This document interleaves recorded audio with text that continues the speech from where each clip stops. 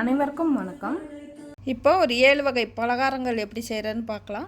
இது உடனே அரிசி பருப்பு ஊற வச்சு செய்கிற பலகாரங்கள். இன்றைக்கி செட்டிநாடு இனிப்பு சீயமும் மசாலா சீயமும் எப்படி செய்கிறதுன்னு பார்க்கலாம். புழுங்கல் அரிசி 2 டம்ளர் அளவு, இட்லி அரிசியும் எடுத்துக்கலாம், சாப்பாட்டு புழுங்கல் அரிசியும் எடுத்துக்கலாம். பச்சை அரிசி 2 டம்ளர் அளவு, உளுந்து 1 டம்ளர், வெந்தயம் அரை டீஸ்பூன் அளவு. நல்லா அலசிட்டு ஒரு 3 மணி நேரம் ஊற வச்சு எடுத்துக்கலாம். நல்லா ஊறிடுச்சு. இப்போ கிரைண்டரில் சேர்த்து நைஸாக அரைச்சி எடுத்துக்கணும்.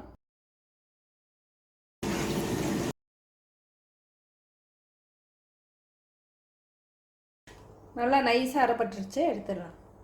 மாவை கெட்டி அரைச்சி எடுத்துக்கணும். மாவு புளிக்க வைக்க வேண்டாம். மாவை 2 பாதியாக பிரிச்சுக்கிறேன். மசாலா சீயத்துக்கும் இனிப்பு சீயத்துக்கும் தேவையான அளவு எடுத்துக்கலாம். உடனே வேணா இட்லி மாவுலே செய்யலாம். இதிலேருந்து ஒரு பாதி மாவை தனியாக எடுத்துக்கிறேன் மசாலா சீயத்துக்கு. இப்போ சீயத்துக்கு பூரணத்துக்கு ரெடி பண்ணிக்கலாம். வேக வச்ச கடலைப்பருப்பு தேவையான அளவு எடுத்துக்கலாம். கொஞ்சம் நல்லா மசிச்சு விடணும்.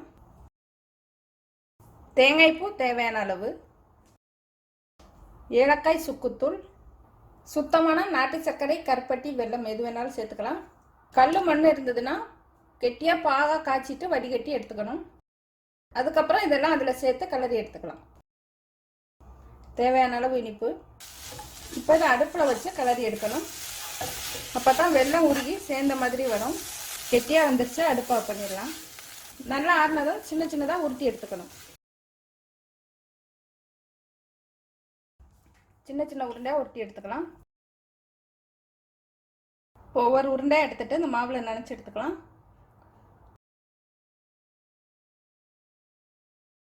எண்ணெய் நல்லா காயணும்.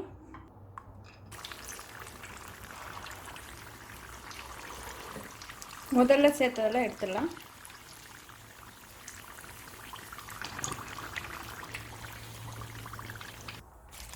இப்போ இனிப்பு சீயம் ரெடி ஆயிடுச்சு. இப்போ மசாலா சீயம் எப்படி செய்கிறதுன்னு பார்க்கலாம். பொடியாக வெட்டின கருவேப்பிலை, கொத்தமல்லி, கொஞ்சம் பச்சை மிளகாய். இப்போ தாளிச்சுக்கலாம். கொஞ்சமாக கடுகு சேர்த்து பொரிய விடணும். இப்போ வெங்காயம் சேர்த்துக்கலாம். வெங்காயம் மட்டும் வதக்கி எடுத்துக்கலாம். இனிப்பு சீயத்துக்கு எடுத்த மீதம் உள்ள மாவையும் இதில் சேர்த்துட்டேன். வெங்காயம் வதக்கினதை சேர்த்துடலாம். தேங்காய் பூ, உப்பு பார்த்து சேர்த்துக்கணும். கலந்து விடலாம். இந்த மாவும் அப்படியே கெட்டியாக எடுத்துக்கணும். மாவு ரொம்ப இலக்கமாக இருந்ததுன்னா கொஞ்சமாக பச்சரிசி மாவு இருந்தால் சேர்த்து கலந்து எடுத்துக்கலாம். இதே எண்ணெயில் பொரிச்சு எடுத்துடலாம். கொஞ்சம் கொஞ்சமாக கையில் எடுத்துகிட்டு சேர்த்துக்கலாம். இல்லைன்னா ஒரு கரண்டியில் எடுத்து சேர்த்துக்கலாம். செவந்து வந்ததும் எடுத்துடலாம்.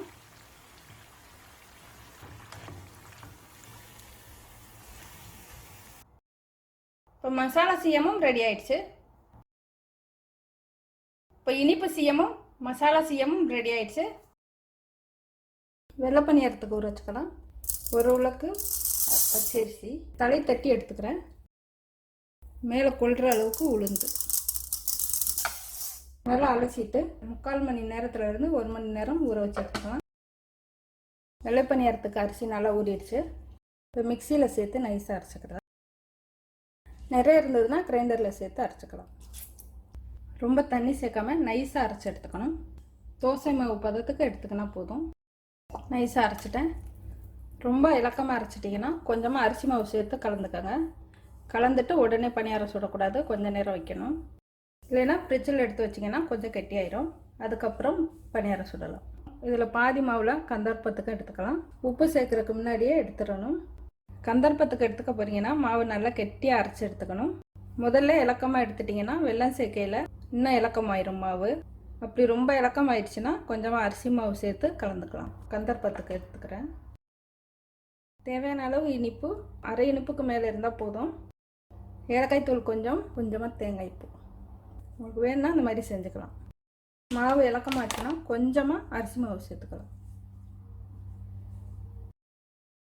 இந்த மாவை தனியாக எடுத்துக்கிறேன். நான் கம்மியாக தான் மாவு அரைச்சி எடுத்துருக்கேன். நீங்கள் கந்தர்ப்பத்துக்கு எடுத்துக்கிறதுனா அரிசி உளுந்து சேர்த்தே ஊற வச்சுக்கணும்.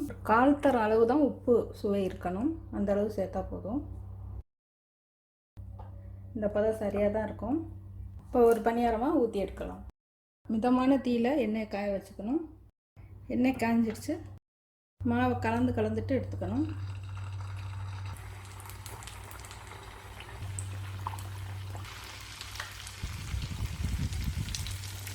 மேலே வந்ததும் திருப்பி விடணும்.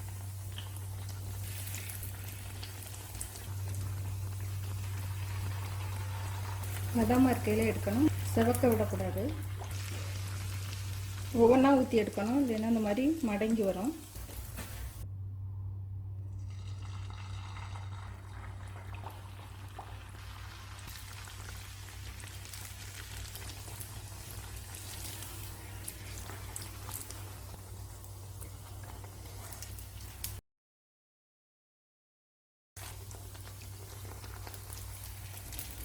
இதே மாதிரி சுட்டு எடுத்துக்கலாம். இப்போ வந்து கந்தர்ப்பத்தை சுட்டுக்கலாம். இப்போ கலந்து எடுத்துக்கணும்.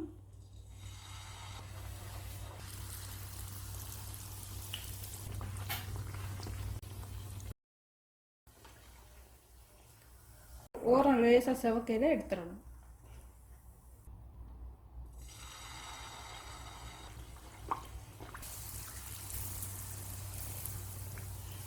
அதே மாதிரி தான் மேலே வந்ததும் திருப்பி விடணும். நிறம் கம்மியான சர்க்கரை சேர்த்துருக்கேன். இதே மாதிரி ஒவ்வொன்றா சுட்டு எடுத்துக்கலாம். இப்போ வெள்ளை பணியாரமும் கந்தர்ப்பமும் ரெடி ஆயிடுச்சு.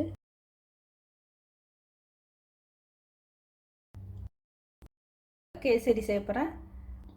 1 கப் ரவை, தேவையான அளவு முந்திரி பருப்பு, திராட்சை, கேசரி கலர், 2 கப் அளவு தண்ணி, ரவை எடுத்த அதே அளவு சீனி, அதே இதில் 3/4 அளவு நெய். வறுக்காத ரவைனா முதல்ல வறுத்துக்கணும். ரவை நல்லா வறுபட்டுருச்சு. லேசாக வாசம் வரையில் எடுத்துடலாம். கொஞ்சமாக நெய் சேர்த்துட்டு முந்திரி திராட்சையை வறுத்து எடுத்துக்கலாம். இப்போ இதை தனியாக எடுத்து வச்சுக்கிறேன். அதே கடாயில் தண்ணியை சேர்த்து காய விடலாம். தண்ணி கொதி வந்துடுச்சு. தேவையான அளவு நீரை சேர்த்துக்கலாம். இப்போ வறுத்த ரவையை சேர்த்து கிளறணும். லேசாக கொட்டிக்கிட்டே கிளறணும். அடுப்பை சிம்மில் வச்சுக்கலாம். லேசாக கெட்டியானதும் சீனியை சேர்த்து கிளறலாம்.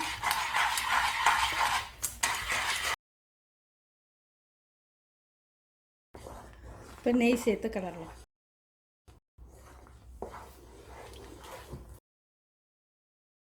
அரை கப்பில் இருந்து 3/4 கப் அளவு நெய் சேர்த்துக்கலாம். ஏலக்காய் தூள். இப்போ அடுப்பாக பண்ணிடுறேன். முந்திரி திராட்சை,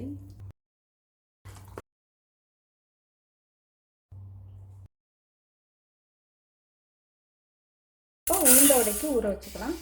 2 கப் அளவு உளுந்து எடுத்துருக்கேன். அலசிட்டு ஊற வச்சுக்கிறேன். 3/4 மணி நேரத்துலேருந்து 1 மணி நேரம் ஊற வச்சு எடுத்துக்கினா போதும். உளுந்தை ரொம்ப நேரம் ஊற வச்சிங்கன்னா வடை அதிகமான எண்ணெய் இழுக்கும். உளுந்து 3/4 மணி நேரத்துக்கு மேலே ஊறிடுச்சு. இப்போ கிரைண்டரில் சேர்த்து நைஸாக அரைச்சி எடுத்துக்க போகிறேன்.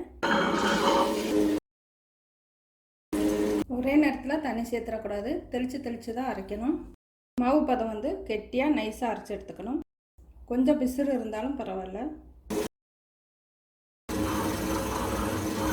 இந்த மாதிரி கெட்டியாக அரைச்சி எடுத்துக்கணும். வடை மாவுக்கு தேவையான அளவு உப்பு சேர்த்துக்கலாம். வெங்காயம், பச்சை மிளகாய், கருவேப்பிலையெல்லாம் கொஞ்சம் உடச்சி விட்டுட்டு சேர்த்துக்கலாம். ஒரு அரை டீஸ்பூன் 1 டீஸ்பூன் அளவு சீரகம் சேர்த்துக்கலாம். மீத மாவை 2-3 நாளைக்கு ஃப்ரிட்ஜில் வச்சு சுட்டுக்கலாம். அந்த மாதிரி வச்சுக்கிற மாவில் அப்பப்போ கொஞ்சமாக அரிசி மாவு மட்டும் கலந்துக்கோங்க. வடை எண்ணெய் இழுக்காமல் வரும். நல்லா கலந்து விடணும். கலந்து எடுத்த அப்புறம் ஒரு கிண்ணத்தில் தண்ணி வச்சுக்கோங்க. கையை நனைச்சிட்டு இந்த மாதிரி மாவு எடுத்து உருட்டிக்கணும். மாவு வந்து இந்த மாதிரி உருண்டு வரணும். இந்த மாதிரி செஞ்சுட்டு எண்ணெயில் சேர்த்துடலாம். எண்ணெய் நல்லா காஞ்சிடுச்சு.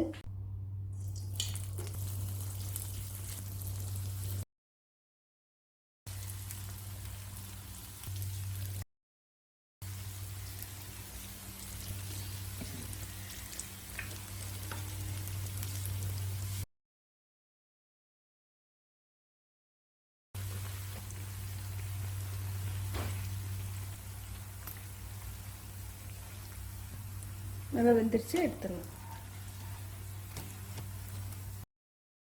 கல்கண்டு வடை எப்படி செய்கிறேன்னு பார்க்கலாம். கற்கண்டு வடை.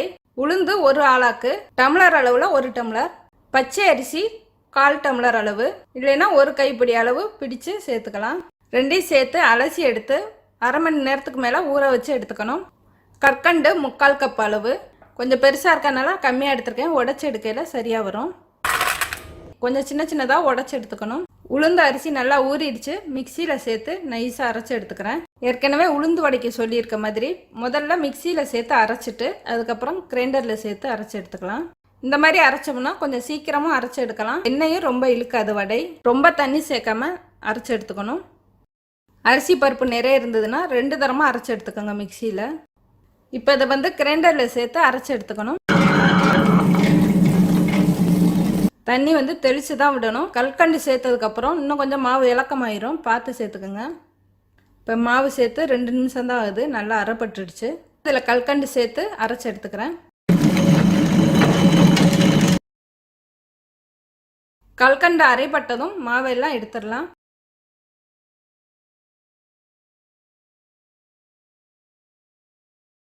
ஒரு பாத்திரத்தில் தனியாக தண்ணி எடுத்து வச்சுக்கணும். கையை தண்ணியில் நினச்சிட்டு கொஞ்சம் கொஞ்சம் மாவாக எடுத்து இந்த மாதிரி உருட்டி எடுத்துக்கணும். தண்ணி தொட்டுட்டு உருட்டினீங்கன்னா இந்த மாதிரி உருண்டு வரும். உருட்டிட்டு வடைக்கு மாதிரி பெருவரலால் அழுத்தி விட்டுட்டு எண்ணெயில் சேர்த்துடணும். எண்ணெய் காஞ்சிடுச்சு, வடையை தட்டி சேர்த்துடலாம்.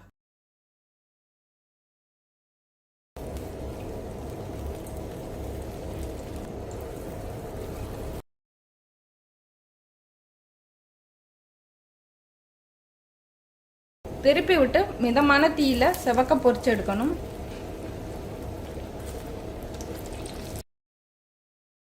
இனிப்பு சேர்த்துருக்கனால கலர் இந்த மாதிரி மாறி வந்துடும். வெந்துடுச்சு, எடுத்துடுறேன். கற்கண்டு வடை ரெடி ஆயிடுச்சு. கல்கண்டு வடை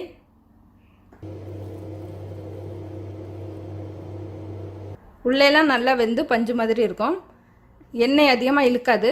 நம்ம இந்த வடை சூடோடு எடுக்கிறனால கொஞ்சம் கையில் அந்த பிஸ்கு தெரியும். கொஞ்சம் ஆறுனதும் இந்த எண்ணெயும் தெரியாது. நன்றி, வணக்கம்.